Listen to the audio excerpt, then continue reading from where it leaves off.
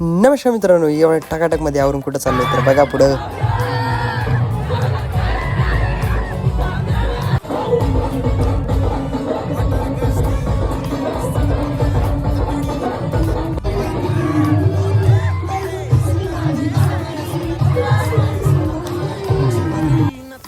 मग काय, जिथे आपण जॉब करतो तिथं छोटासा एक कार्यक्रम होता. मग काय, मस्तपैकी नाचलो कुदलो आणि त्यानंतर मस्तपैकी मित्रांसोबत बसलो जेवण करायला. मस्त पुरी भाजी आणि पुलाव.